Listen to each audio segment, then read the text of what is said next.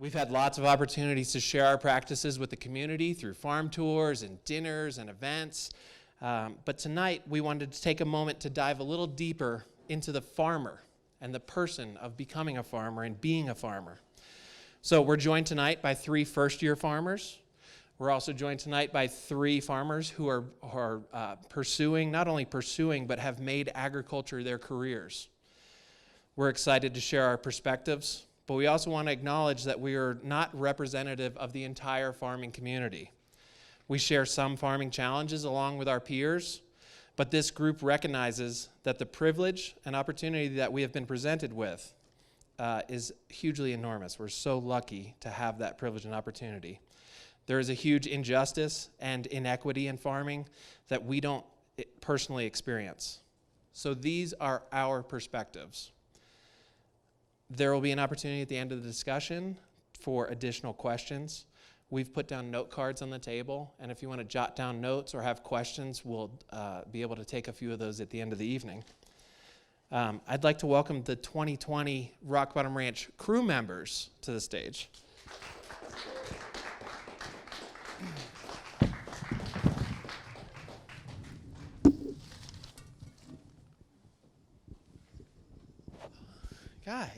Guys, thank you so much.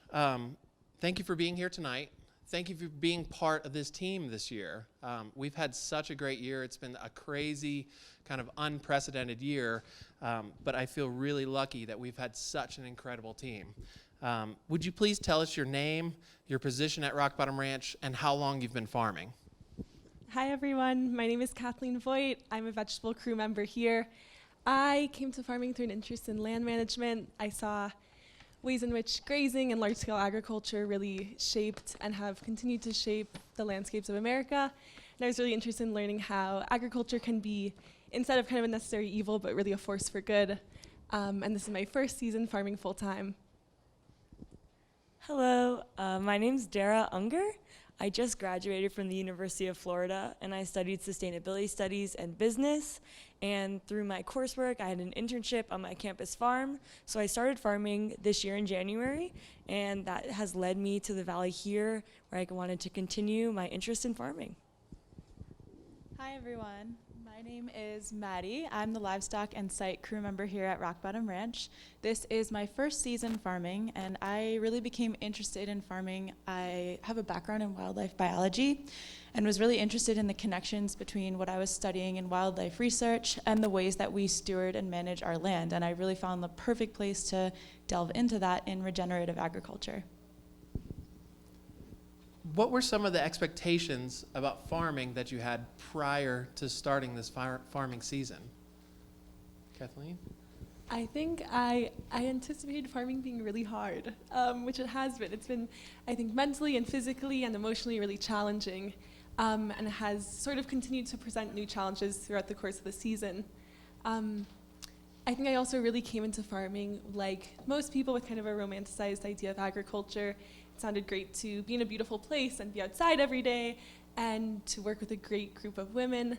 And I think slowly over time I've come to really experience the day-to-day realities, a much more sort of gritty and challenging experience than I thought it would be. Sometimes you spend afternoons digging rocks out of the ground. It's a much more complex process. I totally agree, Kathleen. I came into it thinking farming would be incredibly challenging. When I would work on my campus farm, I would farm maybe for 4 hours a day, like 2 days a week, and I would come back, eat a ton of lunch exhausted. And so I was like, oh my God, how am I gonna do farming from 7:30 to 5 p.m., sometimes later, many times later. And I also, like, not the strongest person, and I was home during quarantine, not working out. I was like, will I be able to physically do this? Spoiler alert, I can. I've become a lot stronger this past season, for sure. Well said. I echo a lot of those sentiments as well. It's something that comes to mind for me is I finished my undergraduate career feeling really disillusioned with a lot of the kind of hard laboratory science I was working with. It seemed really kind of existential, not as hands-on as I expected, and I was really missing the point. And so one expectation I had for this season is to delve into work that was much more hands-on, much more tangible in the day-to-day, and that was something I was really looking forward to in being a farmer. And I would go so far to say that that's something I've really found here at Rock Bottom Ranch. Going a little bit into what actually happened, I finish every day feeling more satisfied than I ever have in a previous job opportunity. I leave this place each day knowing that things are happy and healthy because of the work I've put into it, and that feels incredibly rewarding and has really blown out of the water all of my expectations. Were there any realities to farming that you didn't expect that once you got into it, you kind of discovered? I think I've been surprised at how really dynamic and intellectually engaging farming has been. That's not just sort of manual physical labor, but that we're continuing to learn things each day, especially as the season progresses and weather's changing and the different types of tasks we're working on changes. It seems like as soon as we're mastering one skill or getting good at using one piece of equipment, the moment passes and we're on to the next step. So every day it feels like something exciting is happening, and there are always these sort of continual learning opportunities. Another great reality I found here was just the sense of community. I love when we get to work together on big tasks together, whether we're all like pulling out the potatoes of the ground at the same time or staying late for these really, really fun events. Everyone has been such a great person to spend time with and get to know, and everyone has different perspectives I've loved learning from. Were there any expectations that were not exactly what you imagined of, did you imagine the work to be as demanding as it was, hours, did you have any interactions with people or markets that you, or community that you didn't expect? Was the work as hard, as easy, or exactly as you expected? I think I do feel that farming is physically and mentally demanding, but I recall a conversation with a friend who's not a farmer, and we are often hiking buddies, and we go out on a lot of excursions together, and she said before I started this job, you're gonna be way too tired to do any of these big hikes on the weekends, and I definitely don't feel that way at all. I'm tired during the work week, but I find farming really energizing, and it's definitely made me stronger, so I have done a lot of hikes this summer in addition to farming. I think I've also been surprised at how farming has really impacted all kinds of aspects of my life. It's something that I think about now in my personal choices, in the decisions I make on the day-to-day, the types of things I choose to consume. So it really has sort of expanded far beyond just being a sort of 9-to-5 job or a 7:30 to 5 job. How do you think farming is going to influence your future? I think I've definitely grown to become a much more resilient person. My favorite days are when we have really, really challenging tasks. And at the beginning, we're not thinking we're gonna get through it. And then by the end, you come out, you level up as a farmer, and you feel that much stronger. So with this newfound resilience, whatever path I take, I'm going to welcome challenges much more openly and be more excited for them. I think it's also really impacted the kind of work I hope to be doing in the future. I sort of imagined farming as a quick stop, a good learning experience to then continue on in a career, moving in a different trajectory. And now it's something that I think about pursuing as a really sustainable career for a much longer period of time. I think farming has really impacted me in many ways, but one small takeaway that I think about constantly, I grew up with a household who was really conscious about eating and looking to eat organic and all these different sort of health conscious things, but I am incredibly more aware of the food choices that I make now after being part of that production and seeing this side of things. I strive to continue to have a relationship with my farmer wherever I may move in the course of my life. I want to know who's growing my food and support them, and enjoy that relationship that I've been privileged to be on the other side of here. I think we've also all been learning that all of these issues are so much more complex than we had initially thought, that the decisions you make around food and diet and whether or not you're eating meat or where your meat's coming from are always sort of much more complicated questions, and there are no sort of black and white solutions. So if we go back to kind of the beginning of the season, did you expect to farm another season, or was this kind of one time? Did you intend for it to be a one-season experience? I think at the beginning I was like, all right, I'll move to Aspen, I'll work on a farm, and then eventually I'll learn as much as I can, eventually go to grad school. That's probably still on the horizon for me, but I definitely want to farm next summer. I feel really similarly. I also came in planning to just be farming for a brief moment of my life. But I think I found the amazing thing about farming. I say this to DARA all the time as we're working together, that farming always feels like a metaphor. Like we're farming and working on these different tasks and going through these different challenges, but it always feels like we're learning about sort of much bigger ideas and asking much bigger questions. So it feels like a lifelong journey in some ways. I really came into this season, I don't think with a definitive idea over whether I wanted this to be long-term or just a one-season stop on the road. But to echo DARA and Kathleen, after this season at Rock Bottom Ranch, I am very certain that I would like to continue farming. So hopefully next summer I will be farming in some capacity. And I think for me, it's, as I mentioned to you earlier, just this really tangible way to bring together all of my interests. And after just one season, I am completely hooked. I also think there's a lot of wins and losses that you experience in the summer, and you're like, next summer, we're gonna get it right. So whatever that is, the challenge. That becomes the addiction, and it's a lifelong, always another season. So good luck with that. Thanks. Team, I really want to thank you for taking a few moments to share. I want to deeply thank you for being with us this season and being a part of the team this season. I want to thank you for inspiring me every day. So I really appreciate everything that you've done, and I feel so lucky and grateful to be a part and work alongside this crew. Thanks, Jason. Thank you for multiple years of working at Rock Bottom Ranch and helping progress ACEs to new levels for the last couple of years. Could you please tell us your name, your position, and how long you've been farming?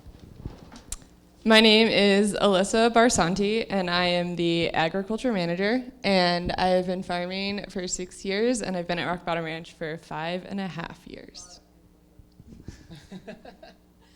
My name is Jennifer GHIGIARELLI. I am the livestock and site lead at Rock Bottom Ranch. I am just wrapping up my 8th season of full-time farming. I don't know how. And I have had the privilege of being at Rock Bottom Ranch for the past 2 seasons. My name is MARIAH FOLEY. I am the vegetable lead here, and I've been here for 2 seasons, and finishing up my 5th year of full-time farming, and the 3 years prior to that, I was working in agriculture in some capacity. Did you all expect to become farmers? Was that part of the plan? Not at all. I was deeply terrified of animals, like bunnies and kittens, until I was like 6 years old or older. Yeah, absolutely not. I don't feel like I grew up with like that professional capacity to be like a realistic, like you don't grow up to be a farmer. And I think like anybody I went to high school with is like, Jen's doing what? But I'm happy I found it. It was totally by accident, but it's been the greatest passion of my life. And in retrospect, it makes a lot of sense. Like as a kid, I wanted to be a veterinarian, and I got really into environmental science in high school, and I actually got my undergrad in college in nutrition. And so it really is kind of like this combination of all of my life's greatest passions.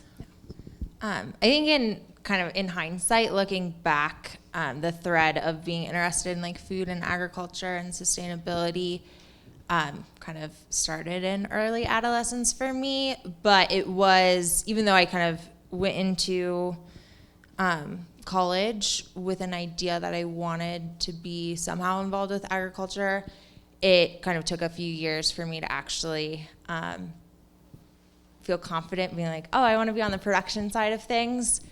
And so I think the thread is there in hindsight, but I think hopefully my 18-year-old self would be proud I'm still with it. And Alyssa, what was kind of your path? How did you discover agriculture? Well, similar to Jen, I studied nutrition in undergrad, and I wanted to be a dietitian. But towards the end of my college time, I started to become more interested in how food was actually being grown versus just how your body metabolized it. And so that kind of led my curiosity. And then, I was just exploring different things with food and ended up just coming to visit Rock Bottom Ranch. And then here I am. And I'm just curious what some of your other introductions to farming were. Did you just take a job as a farmer, or did you learn from going to a farm or CSA, or what were your introductions to farming? So when I entered college and kind of got looped in with like the campus farming scene and did a lot of kind of food and farm adjacent work with some smaller stints on like kind of shorter term stints on some farms fitting in with my education. And then I actually made a decision my senior year of college to switch my schedule around, drop a major, and graduate a little early so I could jump right into a full season of farming. And so I, like a week after turning in my last final, got in my car and drove across the country for a farm apprenticeship program and have been full-time ever since. Yeah, I think similar, Maddie made a comment that she felt some level of disillusionment with the current systems that she was involved in, and I kind of felt that as well exiting undergrad. I felt like maybe the nutrition I learned treated a lot of symptoms and not causes and wasn't as holistic as I wanted, and totally by chance, I started kind of just volunteering on a small-scale organic vegetable production post-college and just met people that really incredibly inspired me. And so I kind of literally got like into the ground from there. And then just so happened to buy I looked up literally every farmer's market in my area, and I emailed every single vendor on every single farmer's market. And I was like, do you have any like volunteer, internship, working, whatever opportunities available? And this really amazing couple who run Yellow Springs Farm in Pennsylvania, which is a small scale goat dairy, took me in, and I think despite my naivety, they saw my passion, and they opened me with welcome arms and became some of the most important mentors, not only in farming, but in my life. And so I kind of got my foot in with working with livestock by managing dairy goats in Pennsylvania. So after college, I moved to Vermont for a few months, and that was kind of like my first exposure to agriculture. And I got to visit a lot of farms and kind of work on a farm at a really small capacity. But it was my plan to move out to Aspen for the winter. And so even though I was really enjoying living in northern rural Vermont, I wanted to ski. So I came out here. And then after a winter of working in a kitchen, I was like, no, I was like much happier working outside and like being on farms. And so that's what led me to come visit Rock Bottom Ranch.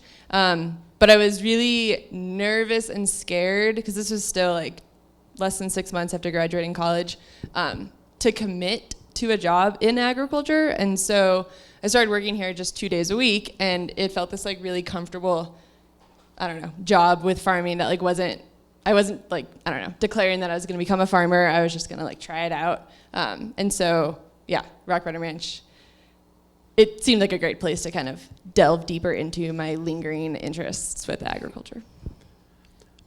Do you think that farming is a viable career? Oh, I hope so. I I think at this point, like, my eggs are all in this one basket of farming. Like, that's my whole resume.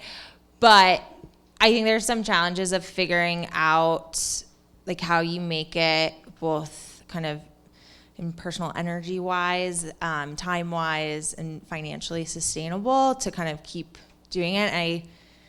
I see a path, like, through kind of the rest of my 20s and into my 30s in farming, but I am nervous that as you kind of grow the ceiling, I've seen peers and other farmers I farmed with kind of hit the ceiling of whether it is the responsibility that they can get in their jobs or the pay kind of move them to consider something else and kind of reroute their life a little bit. So we'll see. You just mentioned the responsibility that they can find, and we've talked a number of times about this kind of plateau of it's fairly easy to find introductory jobs, and then there's this kind of middle management level that doesn't really exist very much. Could you touch on that a little bit? I know you've spoken about it a ton in the past, but that's okay. Yeah, I mean, it's a loaded question. I think we need farming to be a viable career, whether it is or not now. I think we need to work on that because we need well-fed communities, we need strong local food systems and things like that, but we have a ton of work to do. And I mean, you kind of briefly mentioned in the introduction, but we are incredibly privileged, all of us sitting here, as white people especially. And so, yeah, it's hard. I mean, we live in a system where land ownership models are really complex and probably need to shift a lot to make farming a viable career for people who aren't inheriting land, aren't multi-generational farmers. And there's a spot for that in these systems as well. But we need to open this up. We need to address systemic injustice for sure to make sure that the people entering into farming aren't just people that look like us. It's really tough. I don't know if anybody else can elaborate. I'm gonna take me off the spot. Just kind of like answering your question, I am determined to make it a viable career. I'm not really sure what else I want to do with my life. I have found a lot of passion and fulfillment with agriculture, and so kind of like what Mariah was saying, I'm determined to make it a viable career. There's moments that I am more nervous on the longevity of that, and in 10 years, if I'll financially be at a place where I can have a family and have all the other life goals that aren't just agriculture related. But then, I like to think optimistically that things will keep growing with support and awareness of the importance of regenerative agriculture. Yeah, and I think like revisiting, I would like to add that I think I'm able to continue my career as a farmer. I mean, I'm first generation and that can be challenging, but I am not necessarily trying to start a family right now in my life. If I was, I don't think career could be a viable career for me financially. And so until we have these like systems in place, it is like this precarious issue that we have. Is owning a farm the pinnacle or the final answer? Is that something that you aspire to do? I think a little bit of kind of where that ceiling is and where that kind of lack of opportunity working for other people. There's, obviously fewer jobs at the top or in the, upper middle of like a business. And so I think a lot of people are pushed to own farms and seek out kind of that ownership opportunity as a way to find growth in the career. And I'm like definitely at a point where like if those opportunities present themselves, maybe I'll go for it. But if I can continue farming on someone else's land and find all the benefits that I want, maybe I'll go for that. So I think I probably have a less clear answer than some other people on the stage.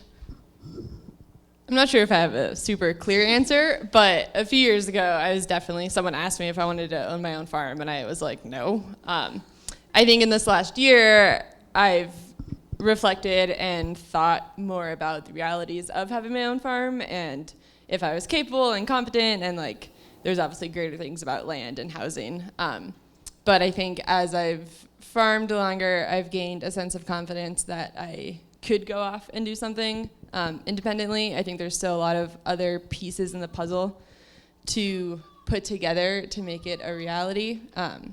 So I don't have an exact answer, but it's morphed the longer I've been farming. Yeah, I would definitely reflect what both Mariah and Alyssa have said, and I've been asked that question so many times, and I feel like farm shamed when every time I'm like, well, no. I mean, my passion more than anything is just land management itself, and kind of like this agroecology that it takes to manage land. I'm not really passionate about like accounting and like business marketing. Like that stuff's cool. It's just like not my forte. And so I think we kind of need to move away from this model with that in mind, that you just like have to be like the farmer who does it all and owns the business. And I'm always interested in exploring more like cooperative models and things like that, and kind of like leapfrogging over this like farming as a viable career option. Like maybe you try farming and you're like, oh, I am not down for this physical and mental labor of doing this day in and day out, but I still want to support this movement. Like we need people in policy and in like in land management and in land acquisition and things like that. Like there's so many, and social justice especially, there's so many other fortes that you can get into that still support agriculture, if maybe like the farming and farm business owner might not be your jam. And we've joked as a team before that the when are you going to start your own farm is kind of the equivalent of when are you going to get married, when are you going to have kids. And so there's this kind of weird pressure to open your own farm, but that, as you pointed out, isn't the only option. So how has farming adjusted your perspectives? It's adjusted a ton of perspectives. I think one kind of quick thought is that it's shown me like what fulfilling work feels like.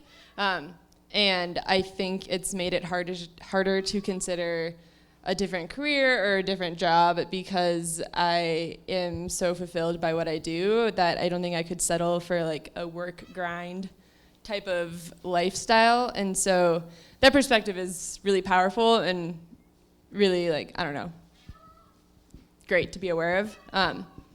But if I do need a different job one day, I don't know if I'd be happy. So I guess that could be like a double-edged sword one day. Farming just ruins you for all other kind of work.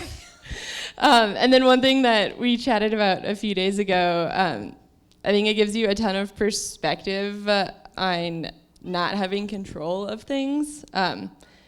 There's so much that, happens that we try to avoid, and we can't control nature. Yeah, I think one of the words that came to us the other day was humbling. Farming's very humbling. Yeah, I think there's like, you can have the best plans in place in the spring, and as soon as you think things are going well, I think like the world kind of knocks you on your booty a little bit and reminds you that you're kind of like a co-conspirator in this endeavor with nature, and you're not the one that is driving it. You're just kind of doing the best with what you can. And I think like I don't know, my theme for this season is a little bit about understanding limitations, both in like a farming career sense and in kind of farming as a metaphor for everything else. So that's the lens I think about some of my personal areas of growth in as well. Yeah, I think anybody who's worked with me has heard me do like the best laid plans of mice and men. Like really whatever you plan out, it's not gonna happen that way. So yeah, like definitely the humbling for sure. I think, Kathleen saying like farming is a metaphor, absolutely. Like you guys have heard me like go on my spiel about like when I first got into farming, it just made me, it was so formative. Like agriculture and working within farming is such a microcosm for like the greater life around it. Like the work itself delves so much into like birth, life, death, like temporal seasonality and cycles. And so I don't know many, certainly other jobs and professions can definitely tap into these things, but for me personally, I've just never been involved with work that like had delved me so deeply into that.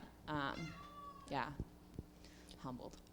Yeah, the crew members a few times kind of mentioned like emotionally growing and being pushed to limits. And I think all the different like things that Jen was just referring to with life and death and things out of your control, I feel like you grow emotionally as you like, I don't know, just have all these curveballs thrown at you that you aren't expecting or totally prepared for.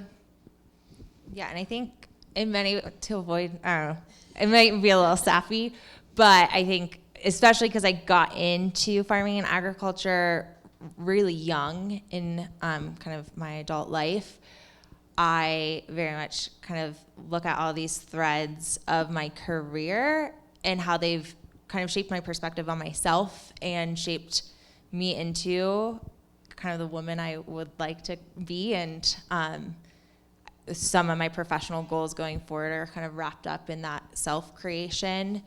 And I also like look at the women I get a chance to work with, and You are that woman you would like to be, Mariah. like have, like to be surrounded by really passionate role models as my peers and kind of see the people that they've become in their careers is definitely like a kind of sappier goal of mine.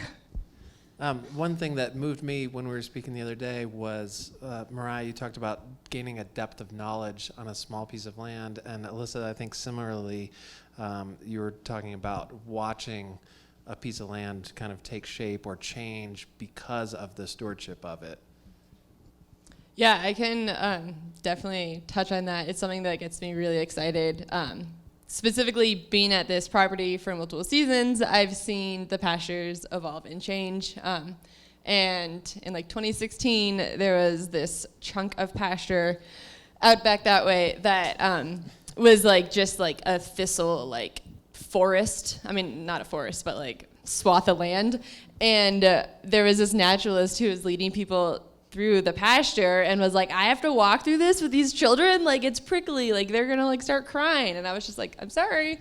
And that thistle swath is no longer there, and it's because of livestock grazing it and coming back each season multiple times a season. And it's so cool to be able to see that land just kind of evolve and become healthier and more efficient for the environment. And there's examples of that all over this property, and so that's like probably the most like vivid in my memory. But I think that's kind of one of the addicting parts of farming, is getting to know a piece of land and wanting to work on that land for another season and another year, and seeing how you can continue to steward it and bring it to like the highest optimal level of life and have the greatest impact on the environment. Yeah, I think there's like an intimacy with a knowledge of like just a small area that is so intriguing and just makes me want to know more and kind of continue to dive in and observe. And I feel kind of the same excitement that I hear some of my other friends or other people talk about, like travel and adventure. I feel these like same excitement of exploration, just kind of focused on this one area and exploring kind of that depth and that temporal scale of understanding the natural world and the system that like literally supports me. And so, Alyssa, you just mentioned, this kind of leads into what's been a rewarding moment or experience that you've had while in your farming career? Well, that's like an experience that I'm just like proud to look back on how we have positively transformed and impacted the land. But another example of kind of rewarding experience, I would say lambing season. That's kind of all of farming is like this cycle. So like every season, every year, you get to kind of like do the same things over again, which makes you want to do it again and do it better. And our lambing season was definitely something that I get really excited for every season to be a better shepherdess and be a better farmer. And I think this last year, I felt like a level of confidence that I hadn't felt in like previous lambing seasons. And I think that kind of growth and recognizing what I had gained from multiple seasons and like multiple failures in some ways, recognizing that was really fulfilling and like really proud to, yeah. Oh my gosh, yeah, lambing season.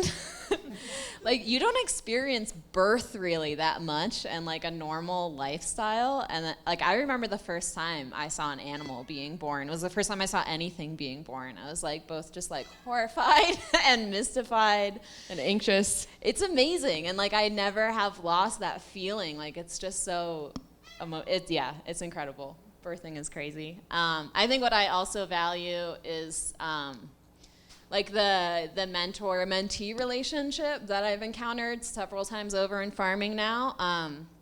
I feel very, very lucky to say that I've had just some incredible mentors in my career that I've learned so much from. Again, not only in the scope of farming, but in the scope of life. And these are people that I like continuously draw inspiration and wisdom from. And that's just like a really beautiful and like in-depth relationship. And then also being able to take in people that don't know anything about farming, and at this point having enough experience to share things with them and like watch them connect the dots in their own mind and be exposed to things that you just otherwise aren't in other jobs or careers or afternoons. That's just a super, super cool thing. I love learning from people, and I love passing it on. Yeah.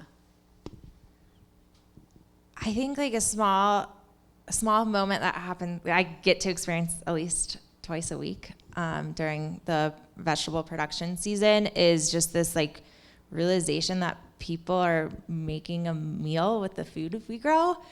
And that's just so satisfying. And like, even when I was working on some larger scale farms and had less direct customer interaction, I would be like packing wholesale bean boxes and kind of imagining like, oh, someone's gonna buy these and someone's gonna take them home and someone's gonna make a meal for people they love. And they're not really gonna necessarily give me, maybe they will give me a thought, maybe they won't, but they'll be getting, I'm giving them something.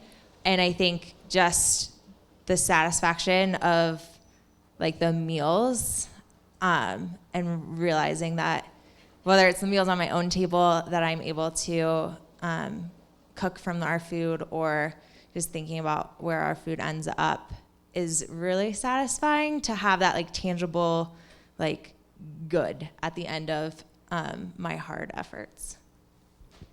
So we want to save some time if there's any questions from the audience. So if you guys have any questions, feel free to jot them down. You can pass them up to us. I think it's small enough too. Emily's walking around that we can ask. But while we're doing that and kind of waiting for a second, what's a good day feel like while you're farming? Well, let's see. I think a good day feels kind of like equal part exhausted and equal part energized. And so having like tangible things crossed off your list really feels great. And there's a lot of farming days that it's like work, but no like specific outcome.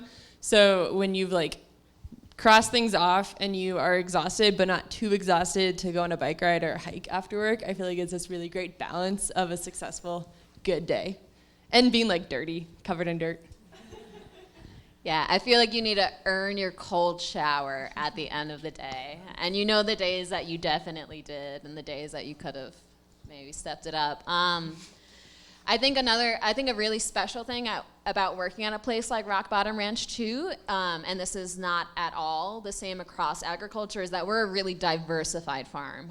We do diversified vegetables, we do diversified livestock, and I really appreciate that. Like, I love a good routine, but I like a day where I spend my time working on all sorts of different things, and there's this element of the unexpected and things like that.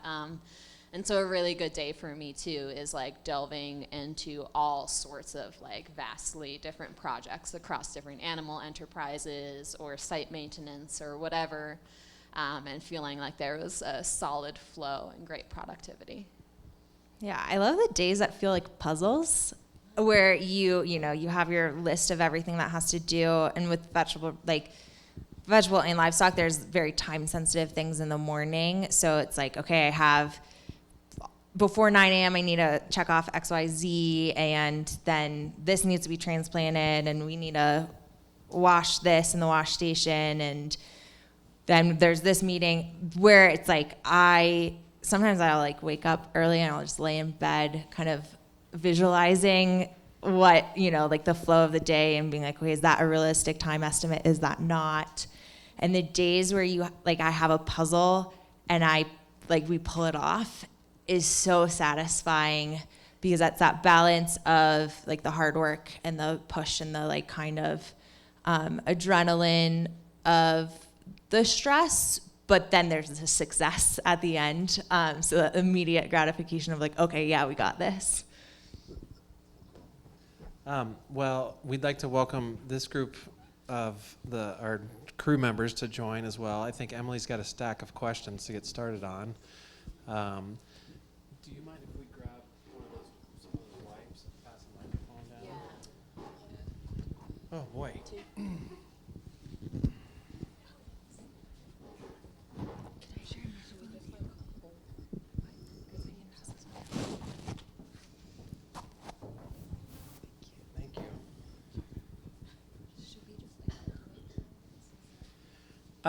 This is the first one is, can you speak to the farming sisterhood? It's great to see a crew of women. Is this true in farming in general? Well, I would say like across all of agriculture, definitely not. But speaking on kind of the hiring side of all these great women, the last few years we've definitely had more female applicants than male applicants, and the female applicants have been superior to the male applicants. Yeah, so I guess that's all I can say on like this crew coming together, was hiring the strongest applicants that we received. And the sisterhood part, it is kind of fun. This is our second year of an all-female crew, and I've been reflecting a lot about it this year, of just like the dynamics and the energy, and it is kind of like a sisterhood. And I think sometimes, it's like older sister, younger sister, and I think the three of us up here have like so much pride for our younger sisters who are sitting down here. And so, yeah, there's definitely among us a sisterhood of, yeah. Yeah, this is not intentional. Like, send us your best men. This is 2 years that we've had all female crews, which has been amazing. But like, yeah. And I mean, yeah, this is her thing. Empowering women and being surrounded by empowered women is so great. I've definitely, being in ag for 8+ years, and being in other spaces that are not female dominated, the reality, you get talked down to, you get belittled. I go to feed stores and people act like they need to carry like a 50-pound bag of feed for me, which I can absolutely do myself. Like it's very much a problem. And so it does feel like this really like wonderful space, safe space to be supporting each other and teaching each other without kind of that extra veil. But that said, it'd be great to have strong men on the crew too. We don't discriminate. Yeah. Can farming be viable in the Roaring Fork Valley without a nonprofit? If so, what will it take? It's a great question.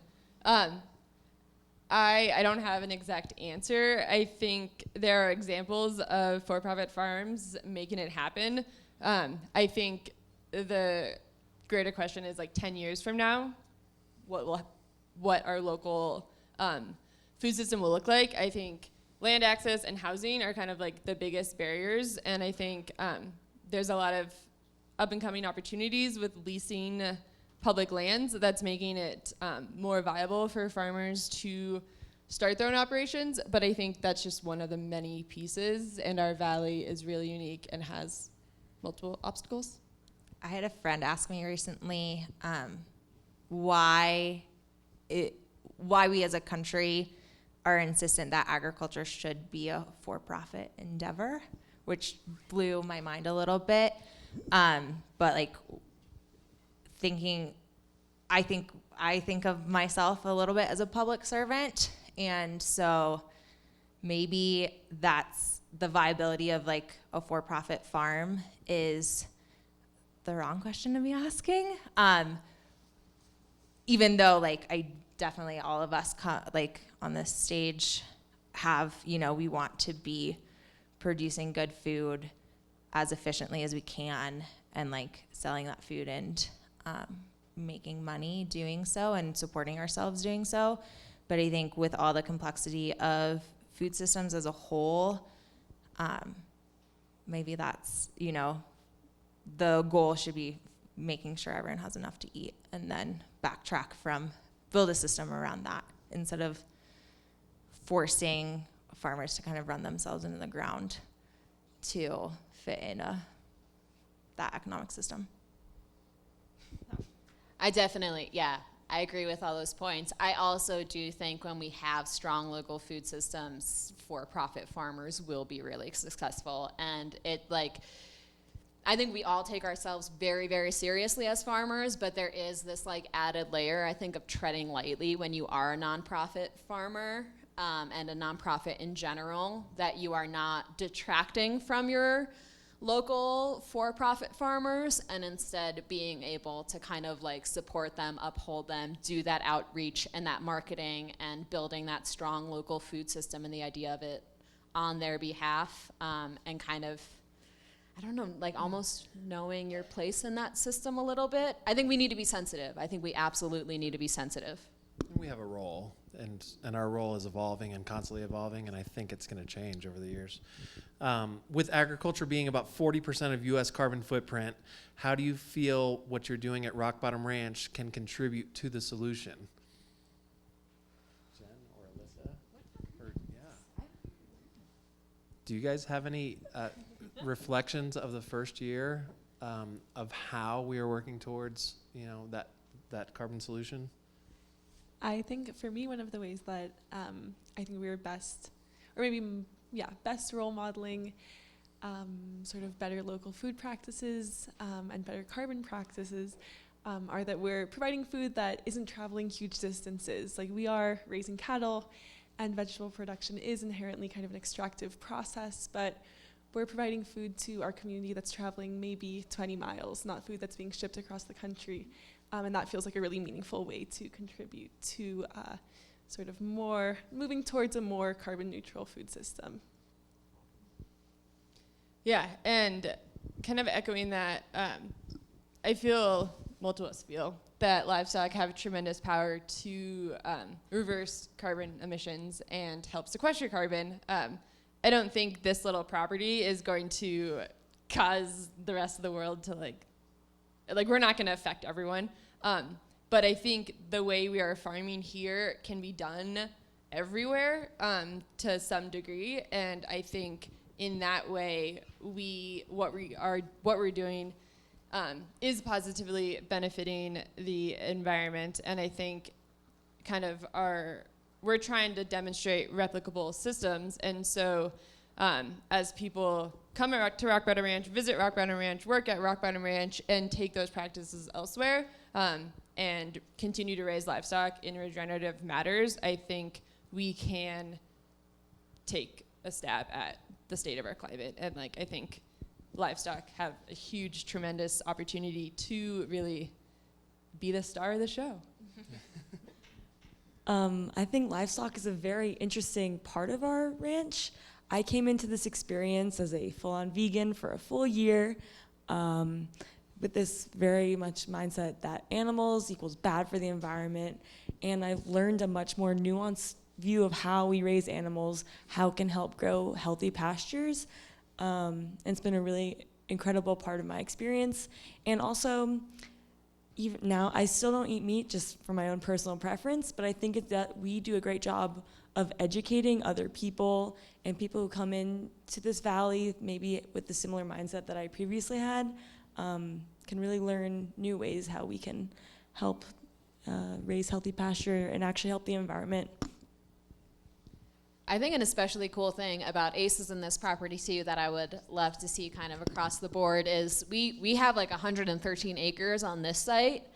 We use maybe like 40 to 42 acres of that for agricultural production, whereas like 70 plus acres of that is in wildlife conservation. And I'm really interested in the ways that like we can use agriculture to also support our wildlands and to support the rewilding of lands. Like, I don't think a healthy nation is just like, let's take out all of this and just throw a bunch of cows and rotationally graze. Like, we need to kind of take a more nuanced approach and a balanced approach and appreciate all ecosystems for what they are. And I mean, it is a challenge. Like, we've dealt with predation issues and things like that, but I think we approach it with this kind of holistic mindset and this mindset of cooperation and valuing other systems beyond just like, what do we enjoy eating? I'm particularly interested in this, is how many of you have thought about consulting and teaching other farmers about regenerative ag? Oh, sorry. I went to a college with a really incredible business school, and so a lot of my peers graduated with business degrees and got consulting jobs. And the day that one of my acquaintances from college called me up to ask me about, she was consulting on plastic packaging for a large farm in California, and I told her what I knew, and I was like, dang it, that $50,000 she's being paid on that account should be mine. I was like, oh, I went in the wrong way. But I think there's a fulfillment in kind of being involved in the production side of things for me right now, and I think every day I'm like, oh, I know nothing. And so there's still kind of this desire to seek and learn and kind of consult in the best, if I do, if anyone wants this knowledge, kind of know as much as I can now before, because I don't know if 23-year-olds should be consulting. Yeah, I'd agree with that. Like, I think about consulting and I'm like, I need more experience to do that. Like, I almost feel like you shouldn't do that if you're like under 10 years or something like that. But then I'm also like, I actually have a crazy amount of experience though too, and I have a crazy amount of know-how, and this is just like a product of being raised a woman in the United States that I'm like devaluing what I know. So I guess, yeah, I'm on the fence. Does anyone see a future in helping share and spread this knowledge of, is it with, your peers and farmers? Do you think you could pursue that even further of like sharing knowledge, sharing farming knowledge? I think definitely in that regard. Our 3 crew members, I feel like it's been so, exciting to share knowledge with them. And so I would definitely say I enjoy working with others and teaching them and showing them different approaches and aspects. I've never thought about like switching to consulting. Kind of Mariah was like, she's really into the production side of the work right now, and I also have a lot of fulfillment from the physical production. And so I think definitely training and teaching, and maybe one day consulting alongside with that. Yeah, I think on the one-on-one, you can't get me to be quiet. I feel like I'm always going on my like rants and raves. And so, yeah, I love the one-on-one connection. Like, I'm honestly like very nervous up here on stage, but like if anybody's got follow-up questions after, like I'll talk your ear off on a one-on-one setting. This is a kind of multi-part question. There's, can small farms thrive and survive? With more companies focused on environment, social, and governance factors, they're trying to support more female and minority-owned farms. How can you interact with them? and how can you work with them to continue to grow regenerative agriculture? And we've spoken a little bit about this, but The first question, can small farms thrive and survive? yeah, I think that's a super cool question because I think small farms have kind of a leg up in many ways in their ability to survive and thrive. I think as a small farm, you often go to like a direct-to-consumer sales model versus a large-scale commodity farm that's like selling to the government. And so I think direct-to-consumer, you are taking out the middleman, and so you can price your food accordingly. And I think that definitely is a positive for like a financial success of an operation.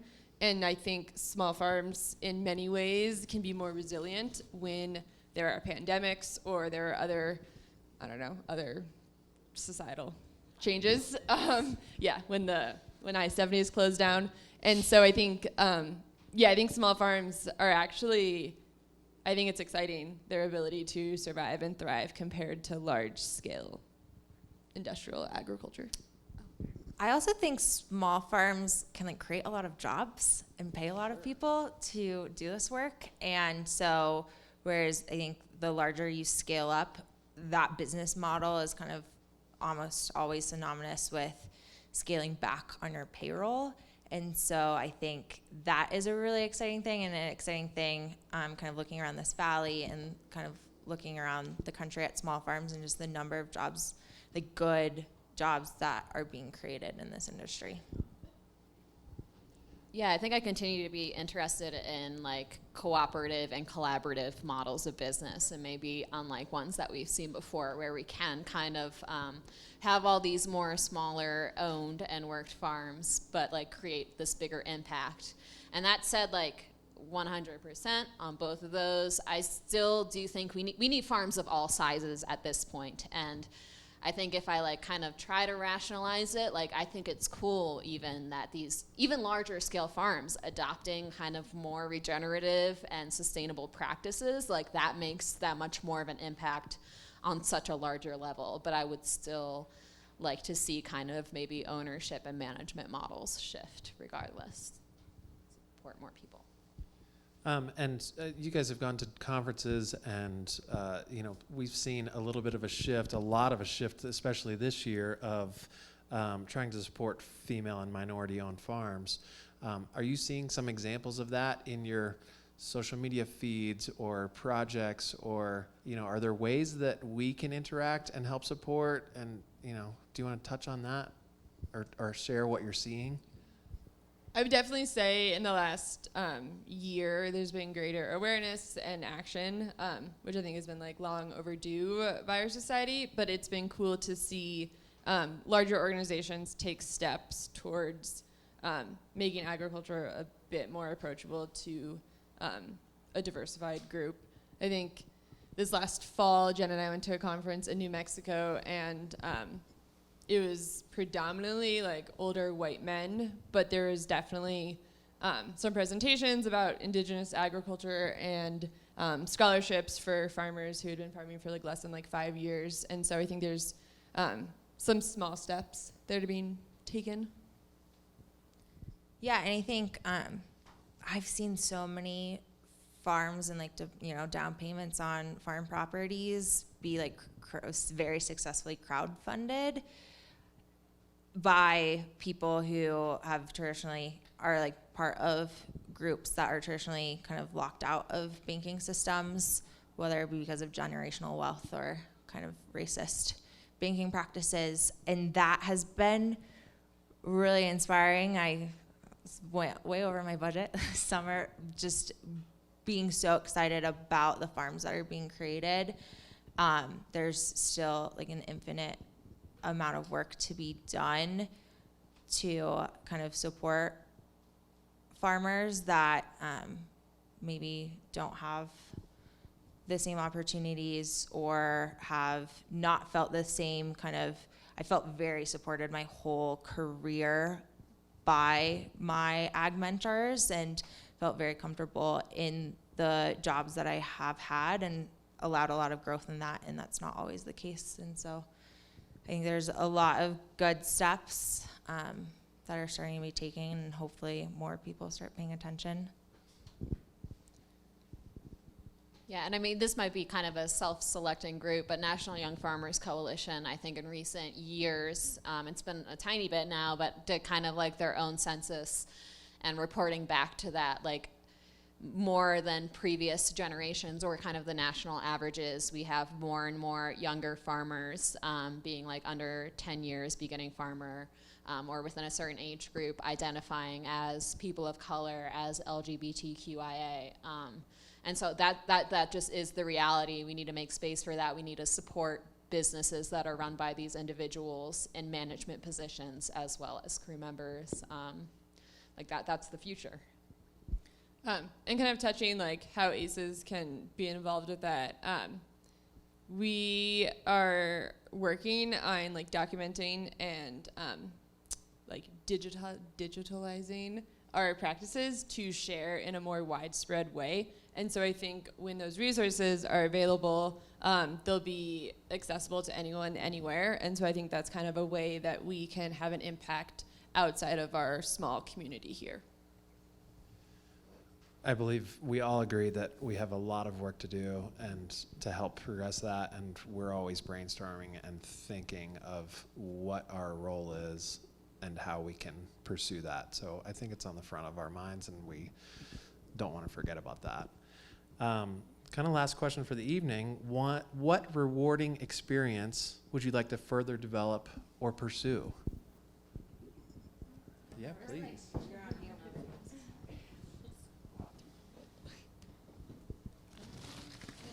Question again, Jason? Well, are there any rewarding experiences that you'd like to further develop or pursue?